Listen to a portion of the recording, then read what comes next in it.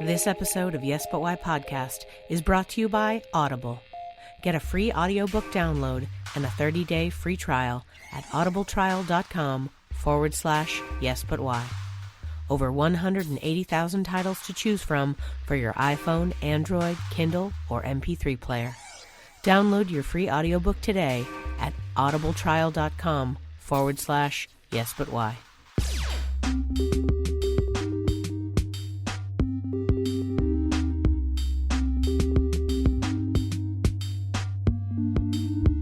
I'm Amy Jordan, and this is Yes But Why podcast. Yeah.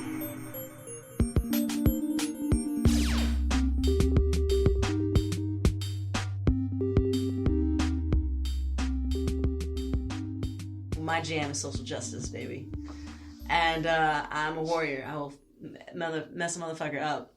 But cool. But so there's all these projects that are going on simultaneously, and so there's a lot of diverted attention and action, and and I try to support that action too as much as I can. But I never wanted. I wasn't like I sought out to be a filmmaker. I was just like, these are my people. We're just being ignored. No one's making a movie. There's like maybe 5 books in the damn library about us. I got to do this. So this was like my giveaway to the people, So I just put all my time and energy into it because, and I didn't know what avenues to take to look for. I mean, the Austin School of Film has been the best help. They have given me classes at low cost and no cost. Let me use their facility. I mean, that's been my biggest support in terms of the film industry. I don't know the rest. I don't know anybody else in the film industry. It's been. I mean, it's not that I don't want to meet people from the industry, but I'm just a very authentic and real person, and I know that there's like that atmosphere of like authenticness.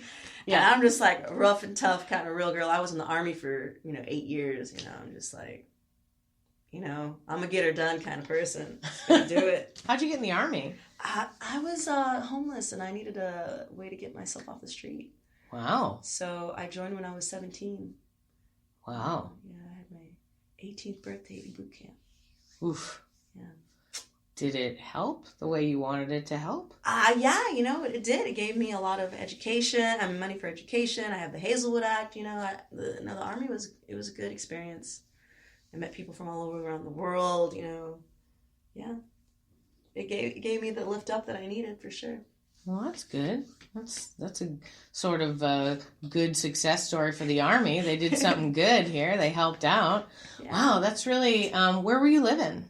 I guess you were homeless, but where in the world? The where in the world? Here in Austin? I was in San Antonio. San Antonio. I grew up partly in San Antonio and outside of San Antonio. So. Oh, okay. Yeah. Yeah, and when you got into the Army, were you equally in your mind a social justice warrior, or was this sort of the beginnings of developing where can I put my energy? Well, I've always voted Green, like the Green Party, and I've always, I've always been about social justice since I was like 12 years old. Making my little save the dolphin signs, don't eat damn tuna. Yeah.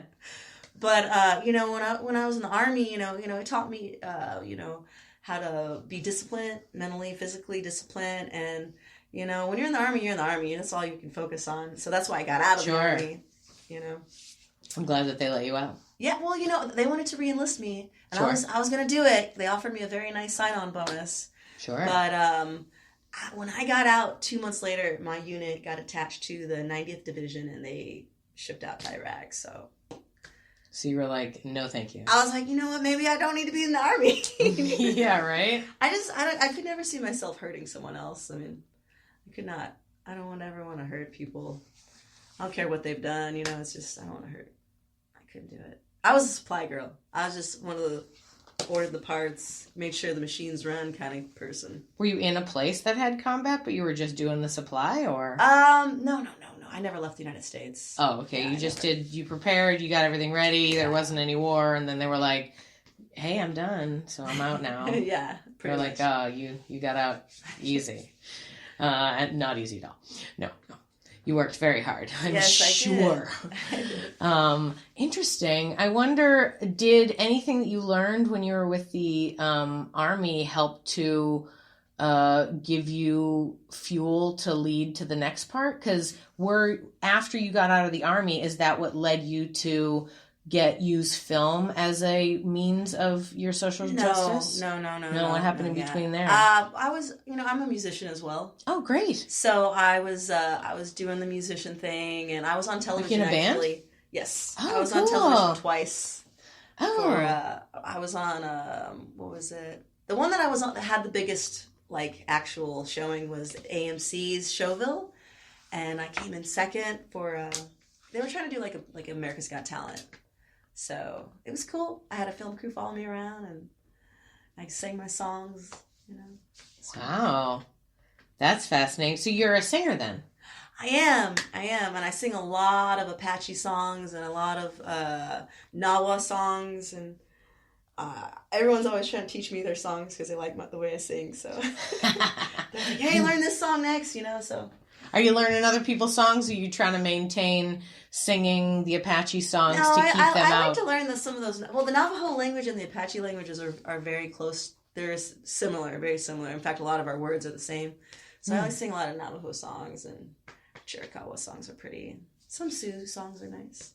What's that? But you like to stay focused on the native music?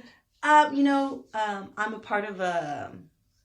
So it really got me focusing on my one, having a daughter. When you have a child, you want them to be raised and know who they come from, where they are, So I wanted my daughter to know where she came from. So that's when I started getting more involved and learning about my own culture and language and history and so forth. And I became a part of the Native American Church. Oh. And we have peyote ceremonies. And we take that as a sacrament. And so, I met a lot of elders through that way of living and being what we call the Red Road, living clean and sober and not, engaging in any kind of, kind of talking bad about people. It's just trying to live in a good way, in a beauty way, is what some say. And I met all these elders, and it just made me so sad because I'd hear their stories. They'd tell me their stories of how it was like when they were growing up and just not being acknowledged as Native people here. And it was very disheartening. It was very sad. And I helped one of my elders run for Texas Supreme Court judge, too. He got 250,000 votes and with a budget of $500. Wow. Yeah. Wow. So you heard their stories and got involved with them and wanted to tell their stories? Is that what led you to the sort of creative I always had storytelling part? Yeah. I've always had, even when I was young, elders that kind of took me under their wing and wanted to, because they saw potential in me, And so they, I had elders from when I was 16, 17 years old, but as I started getting older, I wanted to hear their stories. I wanted to spend time with them, and it was just amazing. It's beautiful, So just to connect with the older generation and everything like that. Yeah, and they had it a lot harder than we did. There was a lot of prejudice, and there still is prejudice, but there was a lot more back then towards indigenous people, Native people. So I just they've dealt with a lot. Yeah, and just the fact that a lot of environmental injustice is always it always lands on the colored people. Lands on people of who are the minority or the population that is ignored and pushed aside. So you find out that there is this much lead in the water, or this kind of air quality around these communities, and it's just it makes you pissed off. It makes you upset, and when I went down to the library, here in Austin, Texas, the capital of Texas, to look up, tribes, Texas tribes, there was 5 books on the shelf. 5 books. I mean, there was 2 aisles dedicated to U.S. presidents. But there was 5 books on Texas tribes, and 3 of those books were the same book. So, I mean, that kind of, it gets you a little, you know, gets Yeah. you revved up. And there are, do you think it's more like there has been fewer books made speaking the history, communicating the history, or that those books have been sort of like put under the rug, not put in libraries? You know, I think what it is that, you know, there was a genocide here that happened. Yeah. And Texas doesn't want to acknowledge it. They don't want to, and so you don't have any books, not one book that is written by a Native person, and you have all these books that are from the perspective of the settler or the colonizer's perspective, and so there's that disparity too, you know. So I just think that people want to celebrate the Alamo, and people want to celebrate, you know, this like real, you know, we settled the West, and Texas is just yeehaw and cowboys, but they don't want to acknowledge that for 11,000 years there was 493 bands and tribes here in Texas. You know, they don't want to acknowledge that, you know, because then there would be, well, we have to acknowledge these people. Guess what? Now we have to acknowledge that maybe some of this land was theirs and some of these resources were theirs, and I think that's just the good old boys don't want that, you know? Yeah. So. It can be a tough situation. I'm often, you know, whenever people are talking about like the current situation of what's going on in the world, I'm like, okay, I agree that it is insane, but I think that like the current government that runs this particular plot of land is crazy, and their ancestors are crazy people. Who gets on a boat for weeks? Who's like, yep, heading out, gonna go ahead and risk my family's life. Like, it's just a humongous trip. And I'm like, you know who goes? You know the smart people? They stayed home. They're the English is who they are, because they were like, go ahead, bud. I'm staying in my nice warm house. The idea of people traveling that far, the people that went, the people that were taken, every person that came into this land and were like, it's mine now. Insanos. I mean, from the get-go. Well, I'm like, the whole beginning is insane. It's crazy. And yeah, all of us, every one of us descended from these insanos that came over on these boats are like, I'm like, guys, it's your job to temper that. You have it inside you. We're all descendants of crazy people. You need to now be like, hey, maybe we be nice. You know, maybe we respect all parts of history. We see everything from every point of view. We don't just go, it's our story. Woohoo! I put my flag down. Like, guys, what was happening before you got there? You know, I can see, I agree, but, you know, I think that's why I wanted to do this movie, because if we create the dialogue. Yeah. If we create the dialogue, I'm not trying to, you know, hate on anybody, any race whatsoever, or I just think that creating the dialogue and having that forgiveness start and having that reconciliation start could be a beautiful thing for both parties. It could be this huge healing, you know, and that's what I'm trying to do. I'm trying to be a revolutionary, you know, in a good way. I don't want to try to like push anyone off. I'm just trying to, you know, acknowledge the people that are here and the stories that are here, and they're beautiful. I mean, it would be nice to acknowledge the full and true history of everything that happened around. There's beauty in all of it. Yeah, absolutely. Even the sadness. It's like, okay, yeah, then this terrible thing happened. Let's learn from that. What can we learn from that terrible thing? Exactly. That these people did, or that people did, or that happened from nature? Who knows? Like, okay, how do we fix that? Typically, what happens after a genocide is erasure. Because a lot of times people don't want to remember what the things that they did, or the people that maybe they came from that did these things. So erasure is a big part of the genocide. You know, there's like certain steps that happen. So if we erase these people, and that's what the history books, when I was taught growing up, was Native people either moved to the reservation, or they went, you know, they left, or they all died. No, they're extinct. They don't exist here, but that's just not the case. You know, But this film addresses that. This film, Keep the Fire Lit, Lost Tribes of Texas, you know. And I did get a little bit of slack for calling it Lost Tribes from some of the Native community, because like, we're not lost, we know where we're at. And I was like, I know, but you know, when people look at this film who aren't Native, they got to see Lost Tribes of Texas, and they're going to be like, oh, this is about the tribes of Texas. I mean, I couldn't put Ignored Tribes of Texas, although that's really what it is. Though to a certain extent, the word lost is just marketing.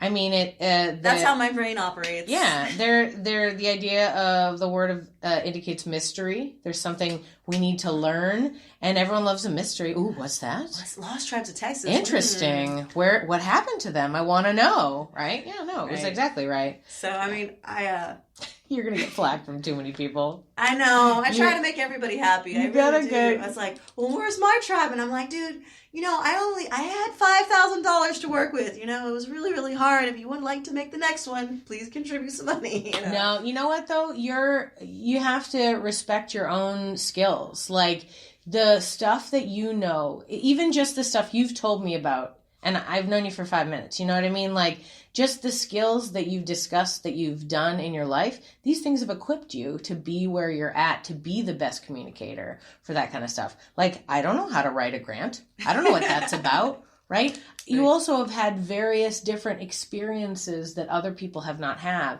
and that allows you to see the world in a wider perspective than other people. If you live your life in one view and this is it, whether you are a soccer mom or an elder of a tribe, you've seen the world in your one way. And when somebody presents another way, sometimes you're like, oh, hey, too much for me. But you've seen so much, so many different points of view, from being homeless to being in the army. I mean, like, who even gets those two? Like, those are two really intense, amazing life experiences as far as like knowledge, and then like different styles of learning how to live and deal with people. I mean, I have high respect for anyone who is homeless, because I really feel like they're living a style of life that is just not what is the norm. And so people treat it in this one way. And I'm like, some of them are sad and we should help them. But some of them aren't sad. And you need to just respect whatever they're doing, wherever they're at in their journey. They need to be there right now. They either want to or they're having a hard time, but they're like moving through it. And it's like, we need to respect every part of everyone's journey.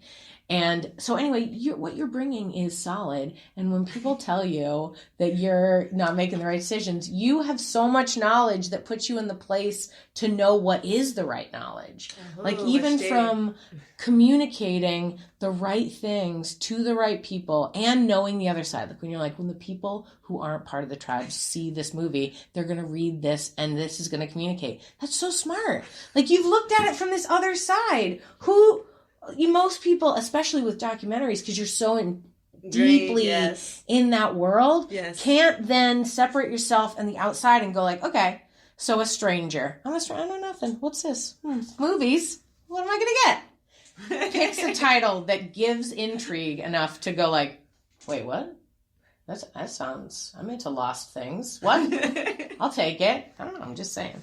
I support you. Thank you. Oh, I appreciate that very much. And you can't make everybody happy, and I'm not trying to. And I would really love. I hope that this film gets enough attention and enough, or I at least get a little bit of credit from the film community. I don't know how they're going to take it, but that they're going to be like, you know what, we need to help her make some more. Because I would love to do a series, because there's only so much you can say in 75 minutes.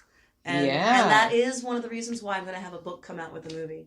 Ooh. So that for those, learned academic people that are like, oh, where does it say this? I could be like, well, no, it says it right here. So there you go. Get off my case. You know what's interesting? I've recently found out, look at you, you're ahead of the game again. And maybe you just know this and I'm just finding out about it. But recently somebody told me that there's still a huge book reading group, to the point where even though there's so much technology, you can listen to books if you want. You can listen to podcasts. You can listen to all sorts of stuff, that some people really are like, I would rather read it.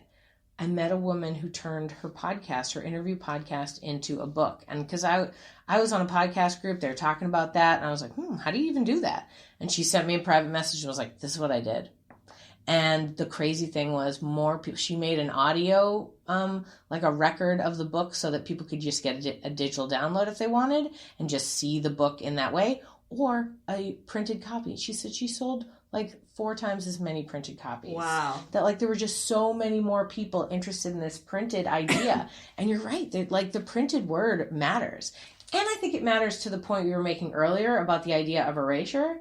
Like, don't, like, make books. More books should be made. There should be multiple books put out there, as many as you can, because the more we can do to combat this idea that at some point, and they're all over, we like to pretend they're in history, but they're not. There are people that are trying to make history say stuff that it didn't actually happen. You're like, my husband and I follow like news stories and stuff, and we follow them for years to the point where sometimes he'll go, hey, guess what? I just read this article. Now they're claiming this thing that we know is a lie is the truth. And we're like, no! And we'll like have all these like records of like links and stuff. And we're like, we proved you. What are you doing? Why are you saying this? Because you're right. They turn things that were rumors into the truth. They change everything. They keep saying it. Well, it becomes the truth. One of the things that I found out too from an archivist called Randy Barnes, he's really he helps the tribes here in Texas,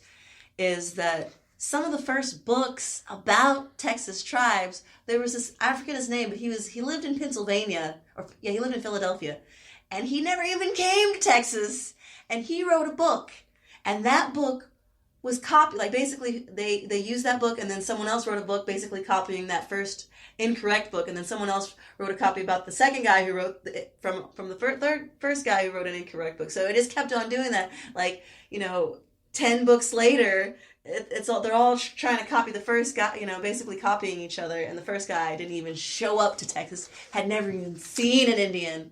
It's just like, and that is our Texas history of the native tribes, and that's just makes me upset. Sadly, that also sounds like the story of how the Bible was written. It was like a guy 100 years later was like, dude, did you hear there was a crazy dude? I'm writing a story. And there are 3 other guys. No, I'm going to write a story.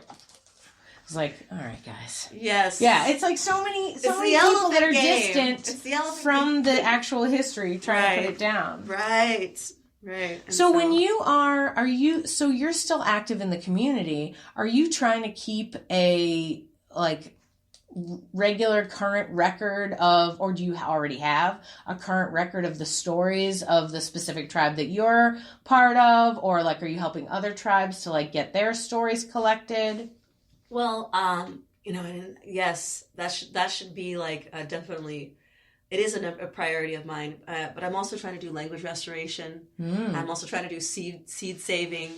I'm also trying to do women's health and women leadership and supporting women and as a community, because there's there's a lot of learned behaviors that are just not healthy, and we're not the original tribal way of being, so yes. And one of the things I am trying to do with the Turtle Island Arts Festival, the first indigenous, first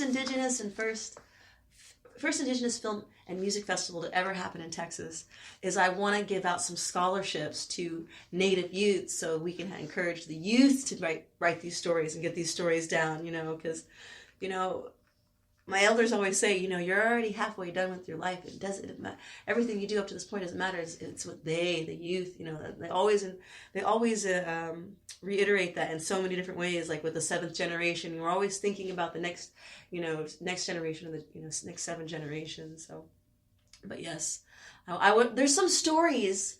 There are some stories from the Ice Age times, from places that are like these remote areas in Mexico, these Apaches that don't speak Spanish, don't speak English. They basically live completely off the grid, and they're just, they probably don't even have government documents of the Mexican government. Doesn't probably have any Mexican documents of them, but that I would love to get the stories of.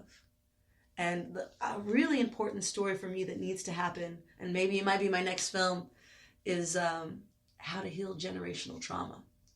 How do we heal, because trying to heal from my own trauma, and I had parents that were both really young when they had me, but it was because of the trauma that they experienced. My mom was like 14 when she got pregnant, and my dad was 12. Whoa. Yeah. That's super intense. And so, my dad was a product, his mother was raped when she was 11. So now we have this generation, you see this. So like seeing it from the tribal perspective, this generational trauma of being forced off our land, having our identities changed, being told that we're not existent. How is this affecting the psyche? And then try to find a way to, what are people doing to heal that generational trauma is what I would like to do. Sorry, I'm going off subject, but... No, everything that you're interested in is all the subject. That's really fascinating. I guess that's sort of like a future project, not something that you've got going on. No. Interesting. Do you think people in the tribe are open to that kind of stuff? Like to people coming in and talking to them about their feelings and... Well, I think that it's happening. I'm watching it happening. People taking back their sovereignty and acknowledging themselves as sovereign, or even getting back to their cultural ways is kind of healing to me, healing that generational trauma. So if this movie got made, it would definitely help the movement that's already happening, I feel. So there's already that dialogue that's happening in a lot of communities, even how men treat their women and how, because that family structure fell apart too in a lot of ways in different communities, But again, it ranges from tribe to tribe and community to community. So if that makes sense. Yeah, no, absolutely.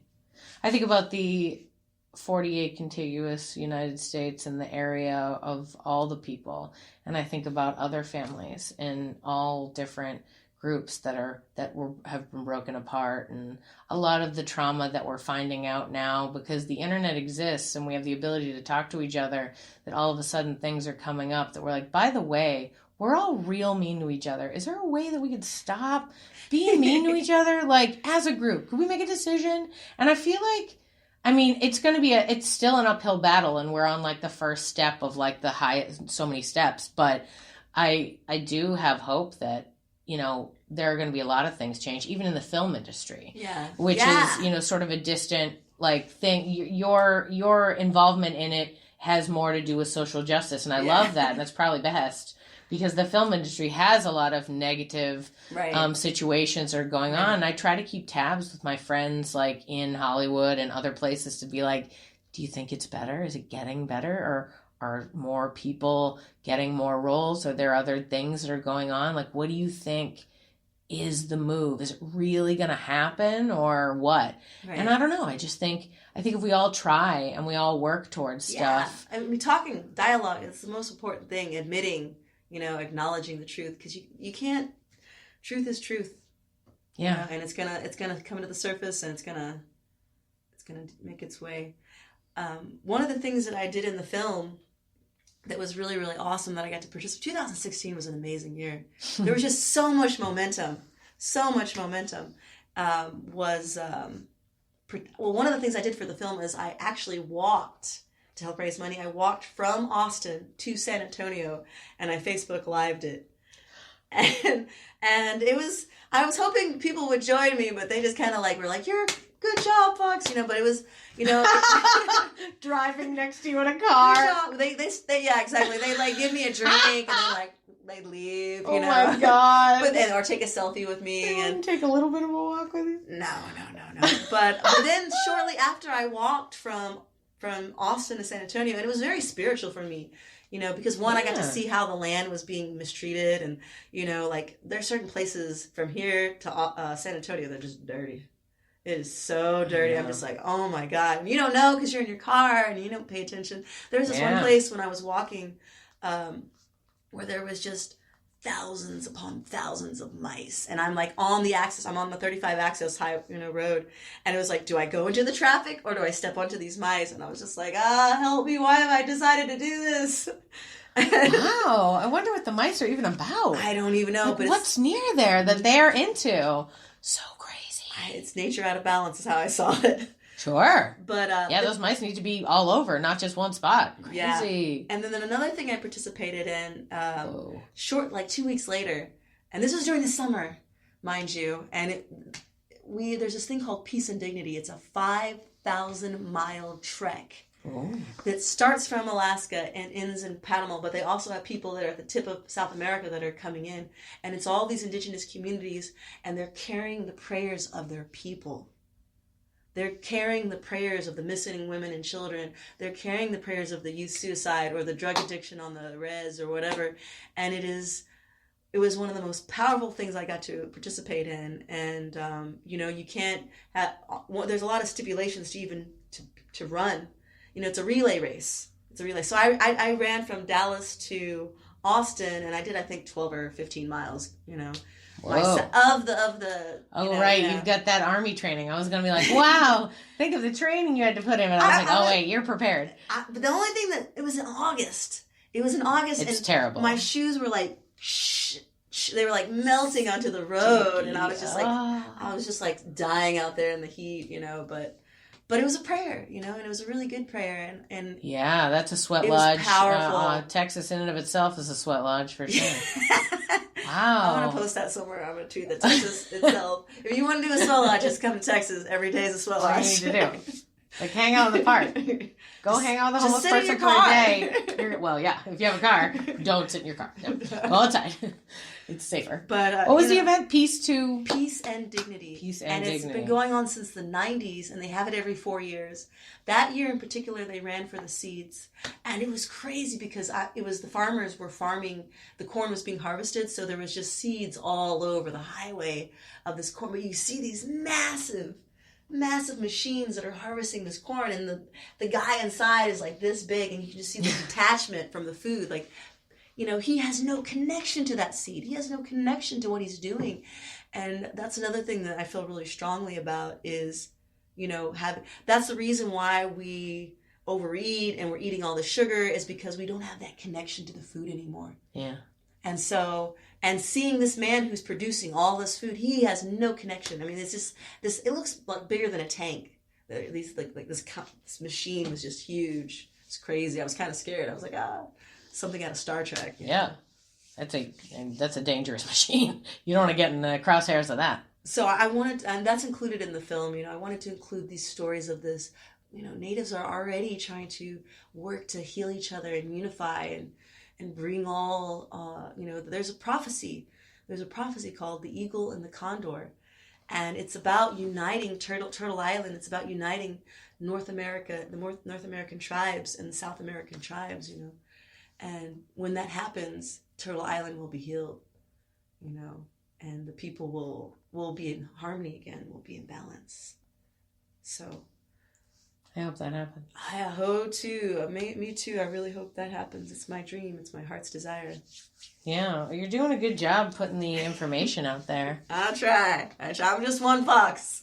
Yeah. Just one fox, but and to me, there's a lot of people too that have been doing this for a long time. A lot of like Juan Mancias and just other people in the community have been doing this for 30 to 40 years, trying to bring these issues to the forefront of our consciousness, into the mainstream. So. Yeah. Have you thought about interviewing them? They're in the film. Oh, cool. Yeah, they're in the film. I have interviewed them. Oh, awesome. So, no, I just meant because you seem to have your finger on the pulse of how to get the information from you deal in the human receiving the stories and that part, and also even this spiritual awakening involved in running 15 miles, which in and of itself is a spiritual awakening, but coupled with the heat and the powerful prayer involved in it is an amazing experience. Yes. But bringing that all together, I just wondered if there was another, you just seemed good at communicating that, and I wondered if maybe there's more of a way to get more information out. I mean, of course that's your effort. Yeah, that's what Keep the Fire Lit's about. Yeah. The film is really my giveaway to the people, because I respect and love these people so much, and I want to see them rise. That's what I want. I want them to be acknowledged. Yeah. Give them a voice. I do, and they're so good,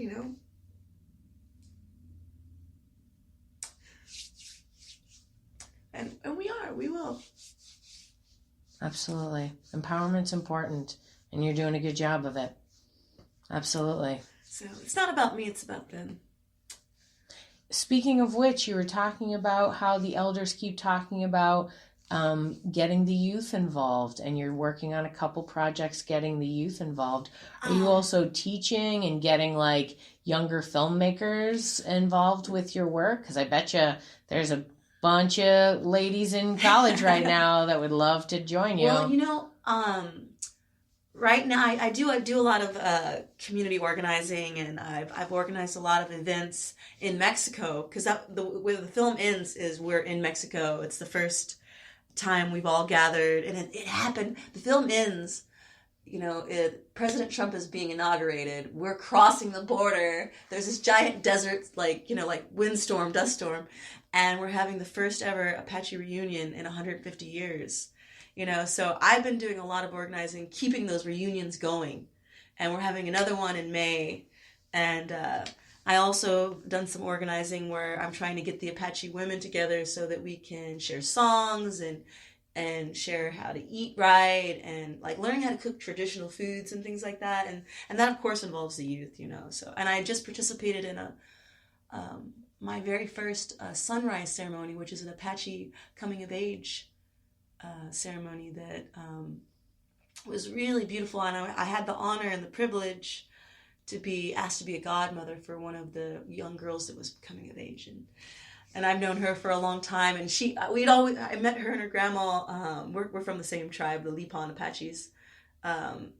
Through all the activism that I've done, she was taking her grandbabies with her all the time, and just I was really happy. I was really happy to be chosen as her godmother, And it's a big deal because that ceremony really hasn't been done in Texas in a long time, And we had White Mountain Apaches come down, bring their elders and their medicine people to help facilitate that, and to,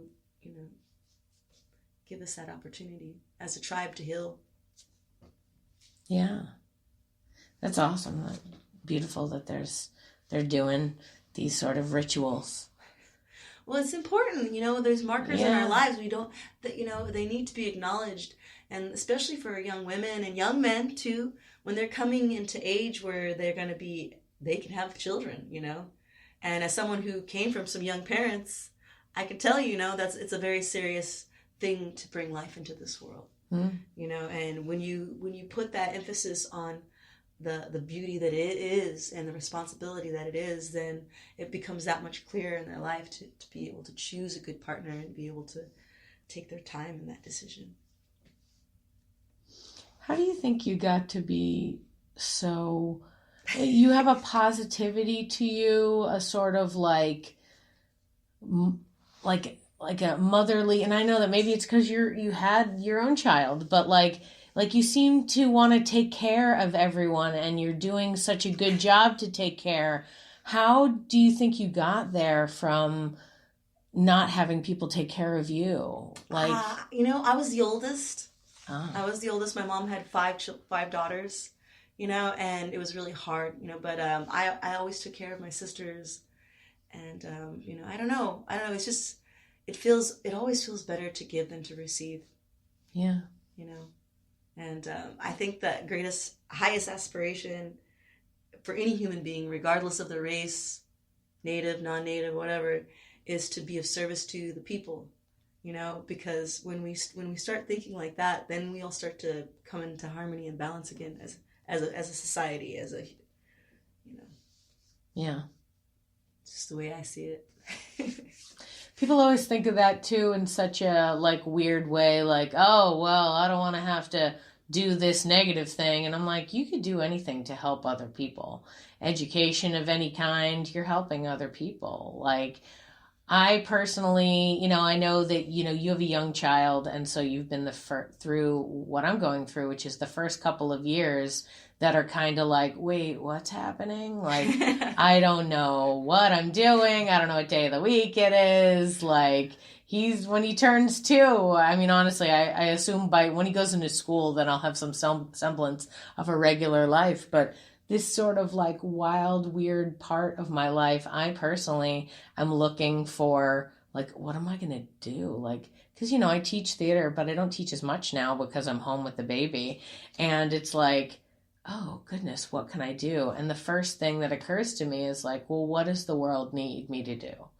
And I wondered if that was a mother thing, and that just happened, it was born in me because I had the child, and then that part of me was awakened and was okay, now you're sort of mother earthing it. You gotta care for other people, because if there was a book written about the years before I had the baby, it could certainly be titled Selfishness, a Study. Like, you know. Yeah, you know, that's good. I mean, I didn't do anything for anybody else, I'll tell you. You know, and I think too that the way that the mainstream kind of teach us to glorify that kind of behavior too, and we don't reward the other kind of behavior where selflessness is rewarded versus like being selfish is rewarded more, I think. Yeah, no, you're 100% right. I think, you know, even in like, you know, we don't make people famous because they did all this selfless acts and are this really awesome human being. Yeah. We glorify this person that is selfish and conceited and egotistical Right. and narcissistic as possible. Yes. So it's the kind of culture too, it's a cultural thing too, because like my daughter, she's being raised in a lot of traditional ways. I take her to ceremony all the time. We go to all these gatherings. She goes to powwows. You know, she already, just by watching everything, is of service. You know, and a real big important thing in our culture is giveaway. You know, giving. You know, being able to give something, especially the things that are the hardest things to give. Mm-hmm. Because we are a society that places so much emphasis on the material, and we are not a society that places more on the spiritual and the more of that, you know. And the Native people believe that you're creating, you know, you need to do it now, not until after you die to get that spiritual reward. The spiritual reward is now. You know, you have responsibilities to yourself, your community, and your family. You know, so. Yeah. So that's how I see it, you know. But I have been always a little caregiver. You're nurturing. I am. No, that's good.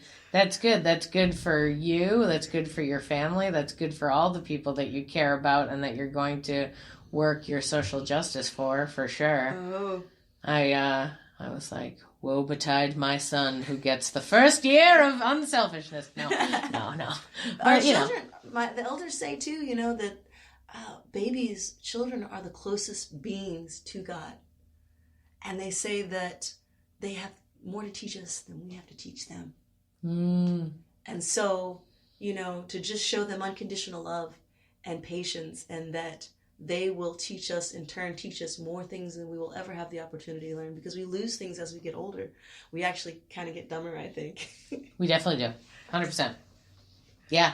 For sure. Children are the most honest, most like brutal, to the point. Like they're just like, well, why is this?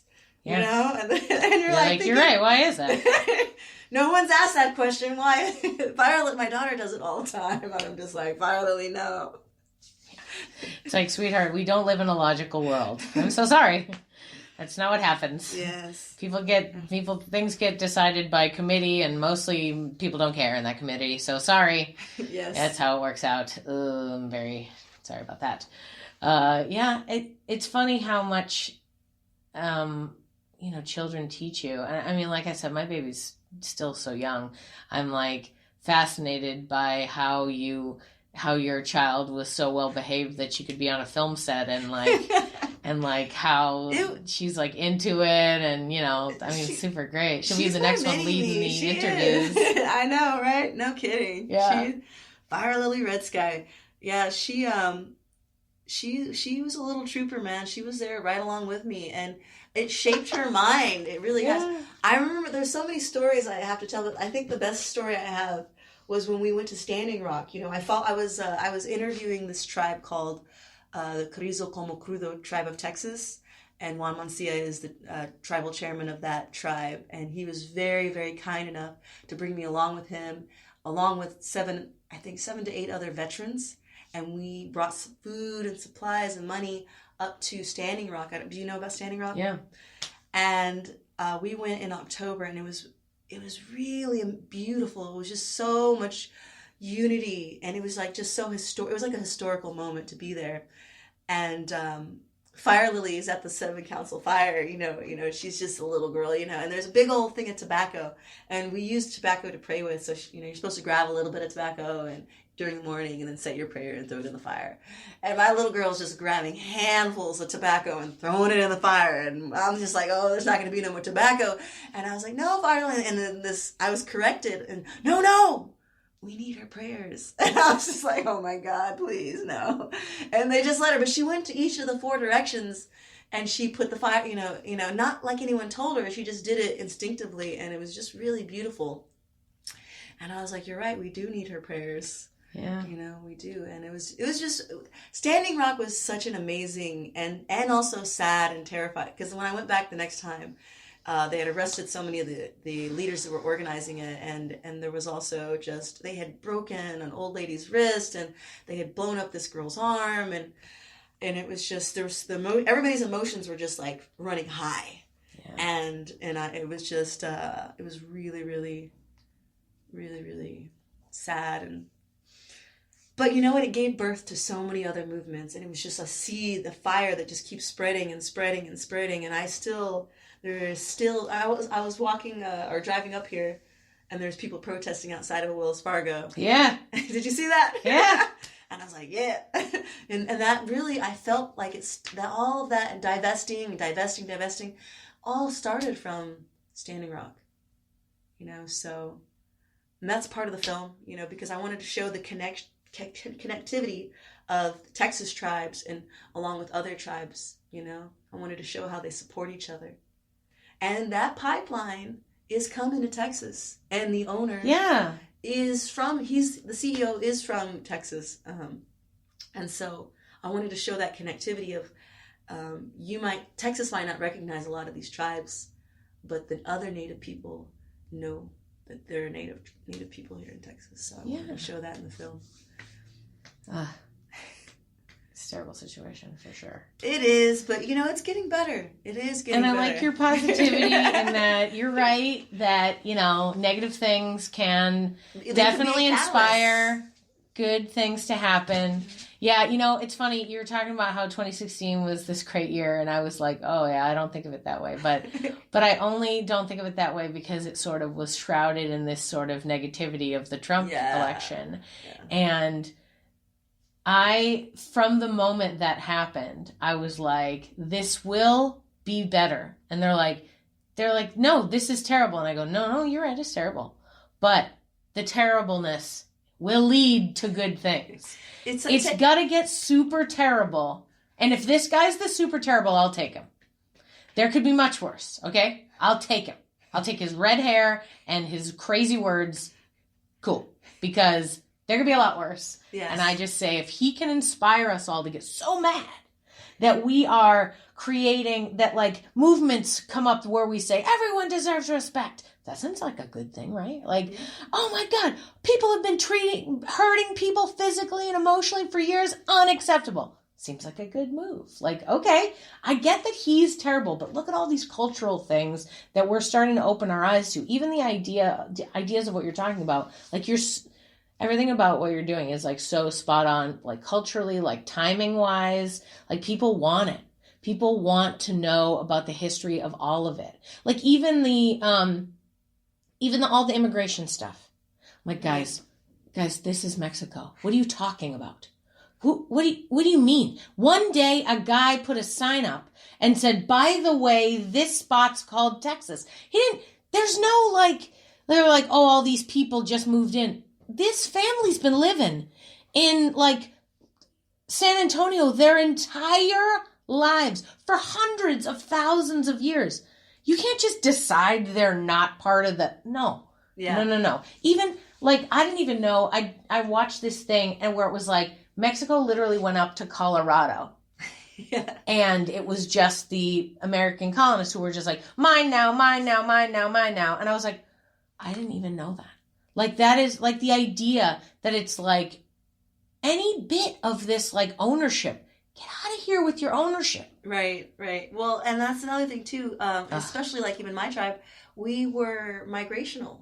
We followed the food, we followed the seasons, sure. And we'd all come here whenever the pecan season was going and pick the pecans, or whenever the tunas were ripe off of Nepal, we'll get those. But it was a seasonal thing, and so like the Lipans, we'd come to through Big Bend or down to northern part of Mexico in Cuiguala, and we'd come all the way back up to San Antonio. We migrated, we moved around. And it was just the way it was. And one of the things in the film that was really good that I pointed out, or I didn't point out, the person I interviewed pointed out, he's a fluent speaker in the Lipan Apache dialect, which is presumably a dead dialect too, and it's not dead. He told me, like, I grew up right over here, on the Rio Grande, right down the street, and he was telling me the history of that with his own language. And he, in the United States and Mexico, they both would just kind of kick his family aside. Oh, wait, y'all are Mexicans. Oh, wait, y'all are United States. So you have, like, people, one generation born in Mexico, one born generation in the United States, and so you have these families that are just born on both sides because, we didn't want you, we don't want you, we don't want you, And the thing is, those people have stories that date back, 11,000 years. So it's kind of stupid. I'm sorry, but it's just. No, you're right. It's the narrative that's being played. The narrative that's being played is that these people don't belong. And who does that narrative benefit? And that's what we got to ask. Those are the questions we have to ask.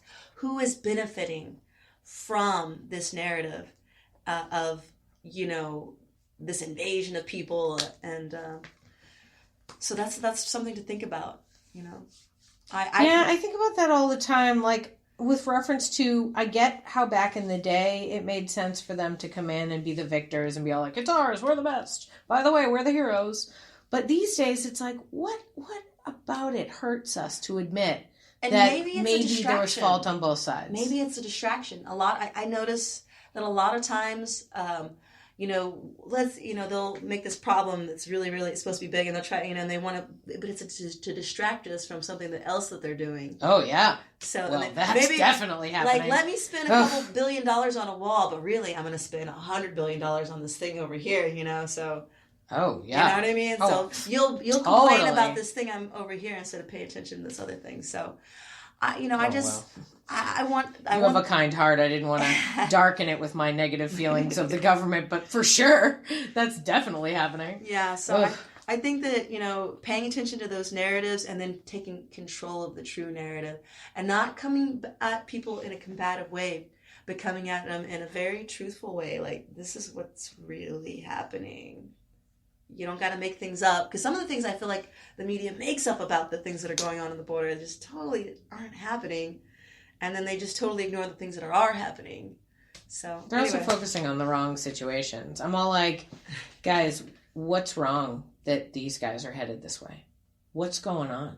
What are they leaving? Could we maybe take a look at that? Right. Yeah. Like, there's so many people who have decided, even the joke I made earlier about the people taking the boats over from the other, they felt there was something they had to run away from. Right. Same with these people. I was like, absolutely. Why? Like, we are, number one, if you want to be what America pretends it is, then it's definitely for them. They're running away from something. They need a refuge. That's what we're supposed to be, right? Right? In the idyllic beginnings, sure. But even when they were, like, the whole news is talking about this other stuff, and I was like, can we discuss for a second, like, what can we do to help them where's the rest of their family? Like, what's happened to them? Is there a dictator in somewhere that we need to, we love getting involved, so let's, swing in and say, hey, don't do that, or figure something else out, get into some sort of helping, as opposed to just a lot of avoidance. Yeah, I agree completely and totally with you, which is one of the reasons that I am creating that Indigenous Film Festival, because when I was through my travels to Mexico, I met other filmmakers that are trying to tell those stories on the Guatemala border and Mexican border. There's a whole indigenous tribe there that are just getting slaughtered. And I forget the name of the filmmaker, I apologize, but they did a documentary on it, and I was like, well, we need to, so that's another thing is so as a filmmaker and an activist, I'm trying to get those other stories that probably wouldn't be heard, and give them a platform to be heard. So, and that film festival is happening March 20th through the 21st, the last weekend of South by Southwest at the Mexican American Cultural Center here in Austin, Texas. In 2020, March 2020. 2020. Gotta have that 2020 vision, man. Yeah. So, and it's all about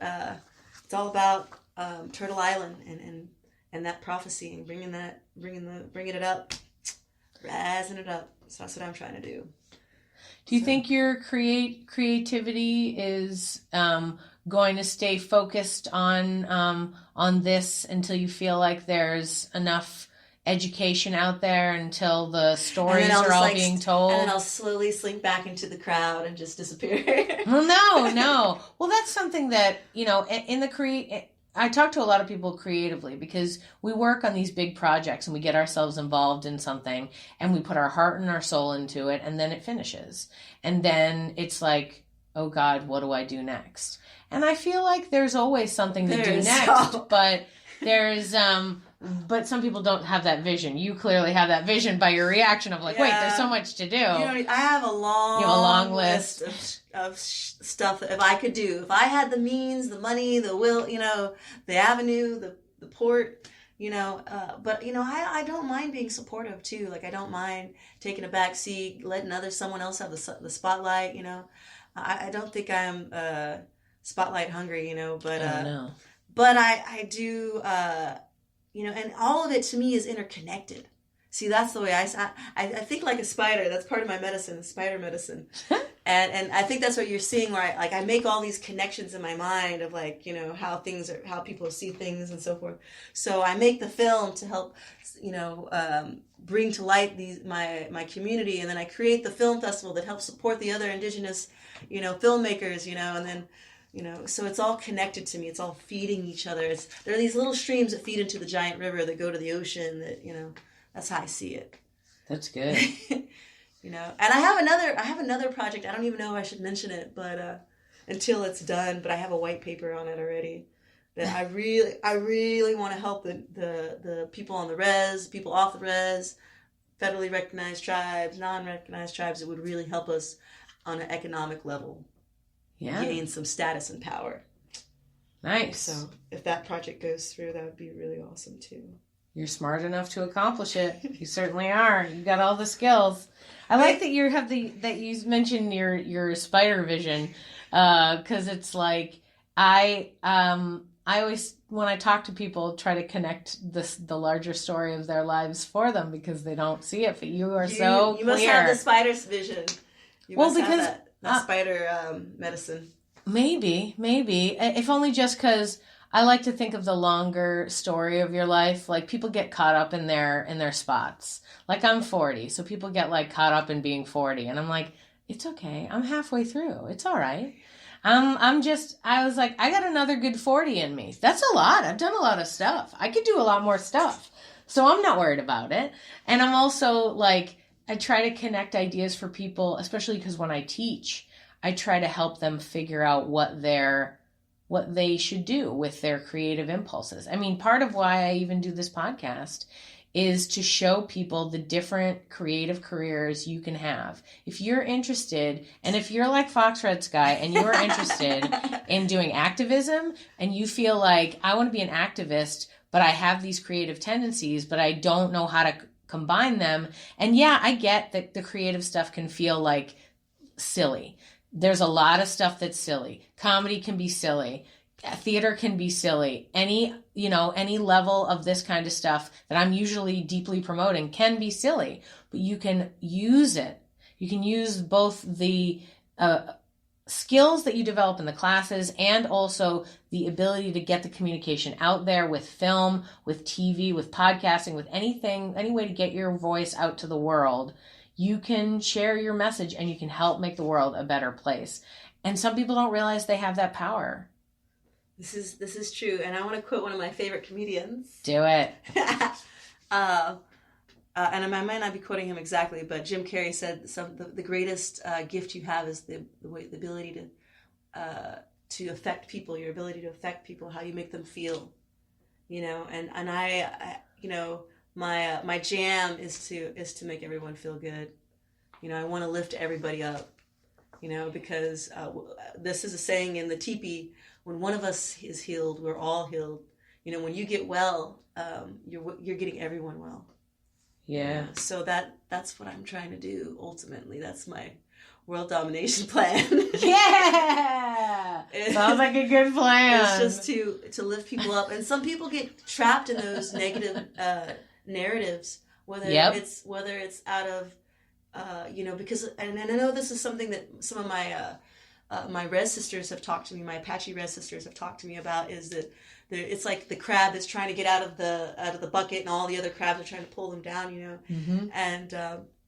And so even in my own communities and in some of the Native communities, that's something that we're going to have to heal from, some of that generational trauma that's been given to us, and we got to acknowledge it, So I try not to let the haters affect me, some haters, and I try not to let the people that are too positive, because I still want to improve, on my game. I don't want to think, oh, this is the best I can do. I know I can do better. Oh, there's always room to grow. Yeah.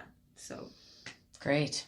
Well, thank you so much for being on the podcast and talking to me and sharing your message. Yeah, absolutely. Thank you.